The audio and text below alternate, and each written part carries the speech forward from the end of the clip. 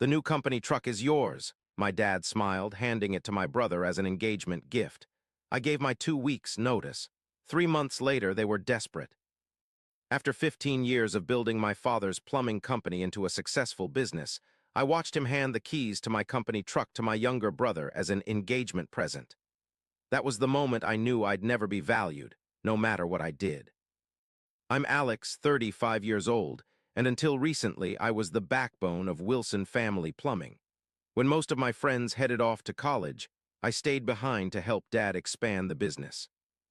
I learned everything from the ground up: unclogging stubborn drains, fixing leaky pipes, installing complex systems, dealing with irate customers at 2 a.m. during winter emergencies.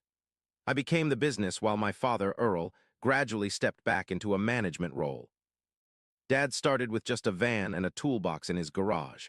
Now we have, or rather they have, 8 trucks and 12 employees. That growth wasn't magic or luck. It was thousands of hours of my sweat, sacrificed weekends, and meticulous attention to building our reputation in the community. Every positive review, every repeat customer, every referral. I had personally ensured their satisfaction. My younger brother Travis joined 5 years ago. At 28, he still acts like a teenager who's forced to work in the family store. He's chronically late, takes extended lunches, and leaves jobs half-finished. The number of customer complaints I've had to smooth over after his visits is staggering. While I'm on call 24/7 for emergencies, Travis forgets his phone on weekends. Somehow, Dad always has an excuse ready. He's still learning the ropes, or not everyone has your natural talent, Alex. The warning signs were always there. When I trained new hires, they'd often get promoted above me. When I implemented a new scheduling system that improved our efficiency by 30%, Travis got the credit at our company meeting because he supported the initiative. When I suggested expanding into commercial contracts, Dad dismissed it as too risky, only to praise Travis's innovative thinking when he suggested the same thing 6 months later. The financial disparities became impossible to ignore. Dad had promised me partnership for years, dangling ownership stakes that never materialized.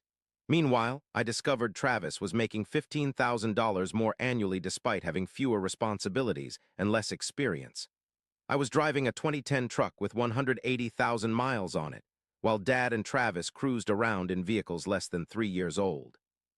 I told myself that loyalty mattered, that family comes first, that Dad would eventually recognize my contributions. I was wrong on all counts.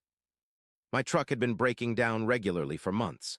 The transmission was slipping, the suspension was shot, and the cargo area had developed rust holes that let in water during rainstorms, damaging expensive equipment. After a particularly bad breakdown that cost us a major client, Dad finally agreed we needed a new vehicle. That night, as I was assessing the damage to my old truck, Dad came out to the garage with 2 beers in hand. He passed one to me and leaned against the workbench. For a moment, it felt like the old days before Travis joined the company, when Dad and I would troubleshoot problems together. "Remember when I taught you how to change the belt on the old Ford?" he asked, a rare smile softening his weathered face. "You couldn't have been more than 12. I nodded, the memory washing over me. "You let me do the whole job while you supervised, told me I had the steadiest hands you'd ever seen on a kid. Never seen anyone take to plumbing like you did, Alex. Natural talent." He took a long sip of his beer, looking at the truck rather than at me. "This business, it wouldn't be what it is without you." For that brief moment, I felt appreciated, connected to him like I rarely did anymore. He clapped me on the shoulder before heading back inside, leaving me to wonder why these moments of recognition had become so rare. Why couldn't he acknowledge my value when it actually mattered, in business decisions, in pay, in front of Travis? I spent weeks researching options, balancing fuel efficiency with cargo capacity, finding the best deals, preparing all the purchase paperwork. I even arranged financing through our longtime bank. The truck would serve as my mobile office for the next decade, so I wanted to get it right. That Sunday, Dad invited us all for dinner. Travis brought his girlfriend Jessica, recently engaged after dating for just 8 months. Mom prepared a feast, and Dad seemed unusually cheerful. After dessert, he stood up and called for everyone's attention. My heart lifted, thinking he was finally going to acknowledge my hard work or announce the partnership we discussed. Instead, he pulled out a set of keys attached to a silver keychain with the company logo. With the biggest smile I'd seen in years, he handed them to Travis. To help you start your new life, son. The new company truck is yours. I had them add all the upgrades you wanted. Consider it an engagement present from your mother and me. The silence that followed felt like an eternity. Travis grinned smugly while Jessica clapped her hands in delight. They hadn't even noticed my expression. My mother busied herself clearing plates, avoiding my eyes. I finally managed to speak, my voice tight. Dad, we discussed that truck for the service calls I handle. Travis doesn't even do emergency work. Dad waved dismissively. You can keep using your current truck for a while longer. Travis needs to project a professional image now that he'll be taking over more client relationships. Besides, you know how to keep that old one running. You've always been good with repairs. I watched Travis dangle the keys, not even pretending to be grateful, already talking about how he might customize the paint job. The truck that should have been mine, that I needed for my actual work, was now his latest toy. On the drive home in my rattling, aging truck, something finally broke inside me. It wasn't just about the vehicle. It was about 15 years of being overlooked, undervalued, and taken for granted. It was about realizing that no matter what I contributed, I would always be the reliable workhorse while Travis would be the favored son. That night, I couldn't sleep. I scrolled through job listings, something I'd never seriously considered before. I called Jack, a former colleague who'd left to work for a competitor, asking casual questions about their operation. His response shocked me.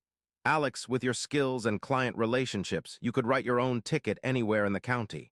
Seriously, what's kept you at your dad's place all these years? For the first time, I realized that what I thought was loyalty had actually been enabling my own mistreatment. I'd become so accustomed to being undervalued that I'd forgotten my worth. Jack mentioned their company needed an experienced technician to lead their commercial division, exactly the opportunity I'd been denied at my father's company. I spent the next week meticulously documenting everything I handled. I created detailed instructions for all our systems, client preferences, maintenance schedules, supplier relationships, and emergency protocols. I updated our customer database with notes on every major client. I wasn't going to stoop to their level by sabotaging the business, but I also wasn't going to leave them with any excuse to call me after I left. The following Monday, I arrived at the office early and placed an envelope on my father's desk. He arrived an hour later, casually late as usual. When he opened the envelope, his expression shifted from confusion to disbelief. 2 weeks' notice? Is this some kind of joke, Alex? He asked, leaning back in his chair. I explained my decision calmly, professionally. I mentioned the truck incident only briefly, focusing instead on the repeated broken promises about partnership and my need for professional growth. I had accepted a position with Brighton Plumbing Services. You'll be back in a week, Dad scoffed. They can't possibly match what we offer you here. This is just a tantrum about the truck, isn't it? He didn't even bother to ask what they were paying me. If he had, he might have realized I would be making nearly 40% more, with benefits and a clear path to partnership within 2 years. The news spread quickly through the company. Travis cornered me in the supply room, his face flushed with panic rather than his usual smugness. You can't just leave, he hissed. Who's going to handle the Westside contracts, or the hospital maintenance, or the emergency calls?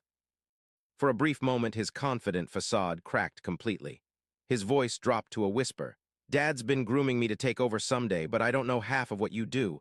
I never bothered to learn the systems. I'm not ready for this. The admission of inadequacy surprised me, but it wasn't my problem anymore. For years, he'd been happy to take credit while I did the work. I'm sure you'll figure it out, I replied. After all, you've got a nice new truck to drive around in. Those 2 weeks were surprisingly liberating. I trained others on as many of my responsibilities as possible. I introduced key clients to their new technicians. I documented everything meticulously in a 3-ring binder that I labeled Essential Operations in bold marker. On my last day, I placed it on my father's desk along with my company phone, credit card, and keys to the building. Dad barely acknowledged my departure. He was still convinced I'd come crawling back within days. Mom called that evening, tearfully asking me to reconsider, saying that family businesses have ups and downs, but we needed to stick together. I gently explained that I had stuck by them for 15 years while being consistently undervalued. This wasn't a hasty decision. It was 15 years overdue. The first month at Brighton was eye-opening. My new boss, Kevin, introduced me as the best plumber in the county to clients and staff alike. My suggestions were not only heard but implemented. When I mentioned a better approach to commercial maintenance scheduling, Kevin asked me to develop it into a company-wide system and gave me resources to make it happen. Then came my first major test. Brighton had been bidding on the Lakeside Corporate Park contract for months without success. When Kevin mentioned they were making one final attempt, I realized I had crucial inside information. Wilson Family Plumbing had serviced their buildings for years, and I knew exactly what issues they'd had and what their priorities were. With that knowledge, I could virtually guarantee Brighton would win the contract. But using that information felt wrong, a betrayal of client confidentiality, even if technically I hadn't signed anything preventing it. I spent a sleepless night weighing my options. Brighton had given me everything my family business wouldn't: respect, fair compensation, opportunity. I wanted to prove my value, but not by compromising my principles. The next morning, I walked into Kevin's office and explained that while I couldn't share specific details about Lakeside systems, I could help Brighton create a stronger general proposal based on my experience with similar properties. Kevin studied me for a long moment. "You know, most guys would have just used whatever advantage they had," he said finally. "Your integrity is exactly why I hired you, Alex." We won the contract anyway, on the strength of our proposal rather than inside information. That moment cemented my place at Brighton more than any easy victory could have. Most surprisingly, I finished work at reasonable hours. No more midnight calls because Travis had botched a simple job. No more working through weekends because Dad had promised impossible deadlines without consulting me. I began reconnecting with old friends, took up hiking on Saturdays, and even started dating someone who wasn't exhausted from my constant work emergencies. Meanwhile, the fallout at Wilson Family Plumbing was swift and severe. Within 2 weeks, their Yelp rating had dropped from 4.8 to 3.2 stars. Customers who had specifically requested me were furious to learn I'd left. The complex scheduling system I'd created, which no one else fully understood, began to fall apart, resulting in missed appointments and double bookings. The texts started rolling in by the third week. First from Travis: "How do I access the hospital maintenance records?" Then from Dad: "Where did you keep the warranty information for the Peterson job?" I responded with brief, professional directions to the documentation I'd left behind, but nothing more. A major crisis hit when Travis attempted to handle the quarterly maintenance at Riverside Medical Center, our largest commercial client. He forgot to shut off a main valve, causing flooding in a storage area. The hospital immediately terminated their contract, a $180,000 annual loss. That same week, 2 experienced technicians quit, citing the chaotic scheduling and lack of leadership. I later heard from Tom, one of those technicians who'd taken a job at a competitor, about what happened afterward. Travis had suffered a complete meltdown in the office, hurling tools across the workshop and screaming that he was being set up to fail. He'd accused Dad of throwing him into the deep end without proper training, of expecting him to instantly fill my shoes when he'd never been given the chance to learn. Tom described how Travis had finally collapsed onto a bench, head in his hands, muttering, "Alex made it look so easy. I never knew. I never bothered to know." Dad had apparently just stood there, ashen-faced, as the business he'd built crumbled around him. The facade of the Golden Sun was shattering under the weight of actual responsibility. The text from my family changed tone dramatically. "We need to talk" became "please call us" became "the business is in serious trouble." Mom started calling daily, her messages increasingly desperate. Travis's fiancée, Jessica, even reached out, saying he was stressed beyond belief and barely sleeping. I maintained my distance, focusing instead on thriving in my new role. I closed 3 major commercial contracts in my first 2 months, earning a substantial bonus. With my increased salary and rational work hours, I was finally able to save enough for a down payment on a modest house. I also bought myself a new truck, not a company vehicle, but my own, paid for with the fruits of my fairly compensated labor. Word travels fast in our industry. Suppliers who worked with both companies mentioned the decline of Wilson Family Plumbing in casual conversation. "Heard your dad had to lay off 3 more guys," one mentioned while delivering parts. "Shame to see a business that's been around so long struggling like that." I maintained professional dignity, never badmouthing my family despite the temptation. After 3 months of silence between us, my father called on a Tuesday evening. His voice sounded different, older, defeated. "Alex, we need to talk. In person, the business. It's not good." We agreed to meet at a coffee shop halfway between our homes, neutral territory. When Dad and Travis arrived, the physical transformation was shocking. Dad had lost weight, his usually immaculate appearance now disheveled. Travis looked like he hadn't slept in weeks, dark circles under his eyes, his typical swagger entirely absent. They laid out the dire situation. Revenue down 60%, staff reduced to just 4 employees, the bank threatening to call their business loan, 3 trucks already sold to cover expenses. The new truck Travis had been so proud of was gone too, sacrificed to keep the lights on. Dad had even mortgaged his house to inject cash into the failing business. "We made mistakes, Alex," Dad admitted, his voice breaking. "I made mistakes. I took you for granted, and now I'm paying the price." For the first time in my life, I saw my father cry. Travis stared at the table, unable to meet my eyes. Dad pushed a folder across the table. Inside was a partnership agreement giving me 45% ownership, a substantial salary increase, and complete operational control. "Please," he whispered, "help us save what's left." The old Alex would have jumped at this opportunity, eager to finally receive the recognition I'd craved for so long. But that version of me died the day they gave away my truck. Instead, I calmly explained that I wasn't interested in returning. I had found a place where my skills were valued from day one, not after catastrophic failure forced recognition. "I'm not trying to punish you," I explained. "I just finally understand my worth. I spent 15 years trying to earn something that should have been freely given: respect, fair compensation, recognition. I won't go backward." Travis finally spoke, his voice hollow.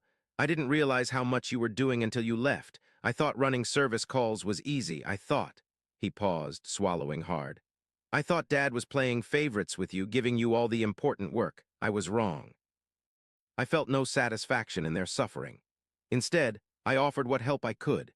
Names of qualified plumbers who might join their restructured business, suggestions for streamlining to survive with a smaller operation, and advice on which clients they should prioritize to rebuild their reputation.